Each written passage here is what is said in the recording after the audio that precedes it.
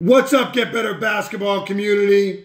I'm Coach DeMarco, and this is Focused. In today's episode, I'm going to give you a complete breakdown of two great actions that you can use against a 1-3-1 zone. One I call splitter, and the other one lob, just to keep it really, really simple.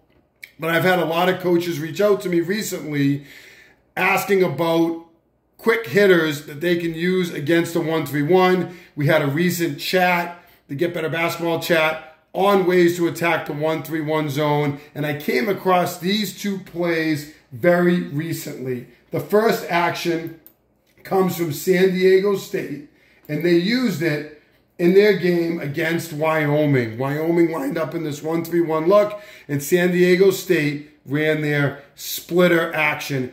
Really, really simple. They start with the basketball out here, and they get a pass from 1 over to 2 just to shift the zone. And they're going to station the 4 and the 5 opposite the zone.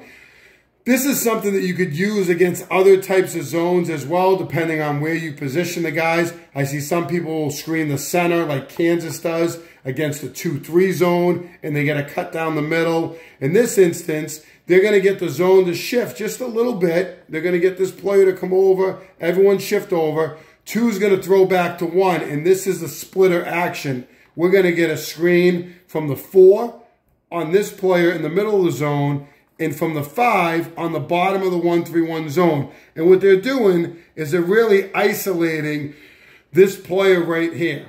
When 1 gets the basketball, he's going to hit the seam and attack and split right down the middle of this 1-3-1 zone. If this player steps up, it's a really easy read. He's just going to kick it out to the corner, and they're going to get an open three-pointer. These players can have good position to rebound off of any type of miss.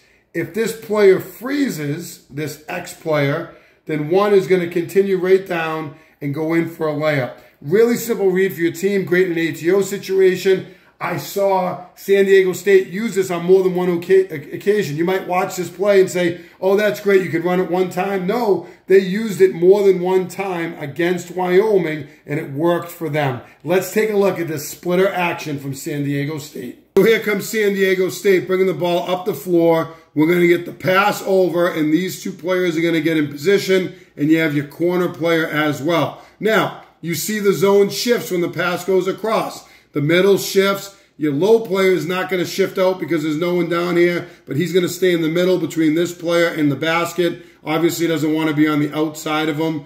And now you have your weak side player who will usually drop to help out. We're going to get the swing across, and now here's where it starts.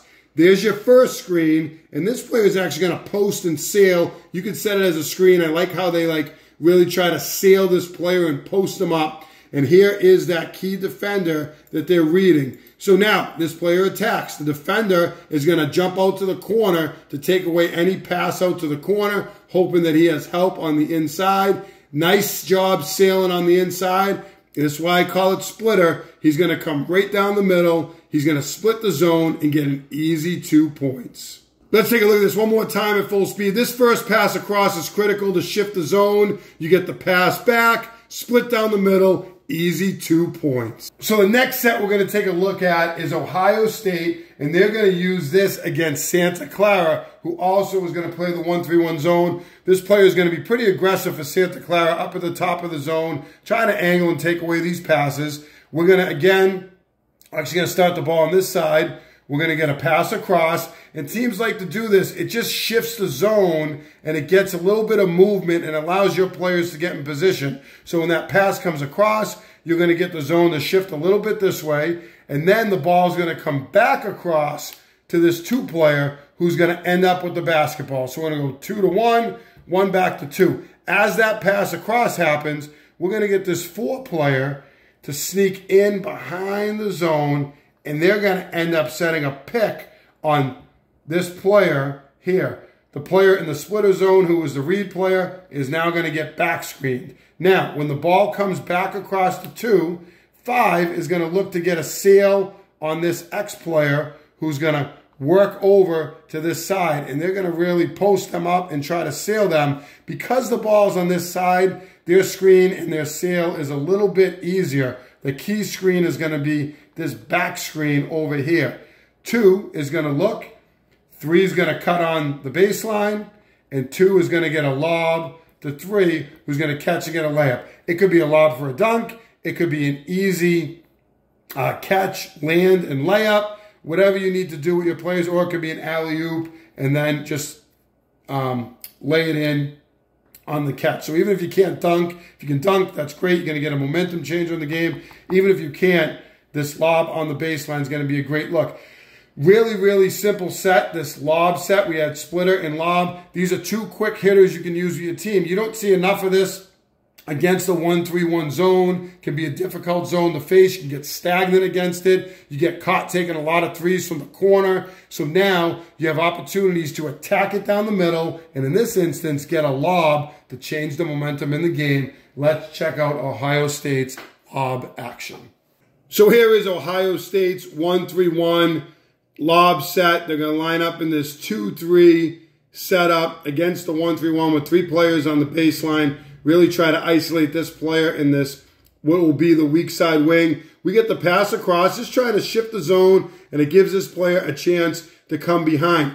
It also will raise this player up higher. If they just kept the ball on the side, this player would be a lot lower, and they might be in position to make a play. They still might not, but who knows? So they're going to rotate it. They're going to get this player to come up and chase a little bit, and then they're going to skip it right back across. Nice pass. Now the zone's going to come up. This player has now worked on the baseline. He's going to set the back screen. Here's the seal, and we're going to get the cut on the baseline right there for the alley-oop and an easy 2 points. Let's take a look at this one more time. We're going to get the back screen after the pass across, lob, and an easy 2 points. Both splitter and lob are great actions that you can use against the 1-3-1 zone. And I think sometimes coaches forget that you can set screens on different parts of the zone. And this, in the first case, you get a screen on this player and this player. The second time, you get a screen on the low player and on this wing player. In both instances, you're screening the zone to give your team an opportunity to attack it, to get baskets in the paint, right down the middle with splitter, or to get a lob for an easy 2 points. You can set ball screens against the zone. You can set screens away from the ball against the zone. As I mentioned, Kansas, and I've shared this previously. I'll include a link in the description down below. Kansas runs a great set where they screen the center and they get a cut down the middle for an easy 2 points against a 2-3 zone. If you're not exploring ways to screen zone defenses to keep them off balance, you're missing out on a great opportunity. I know you're going to love these 2 actions if you use them with your team. If you like this video, make sure you hit that like button down below, turn on your notifications, and subscribe to Get Better Basketball on YouTube for more great video breakdowns each and every week. As always, get better every day.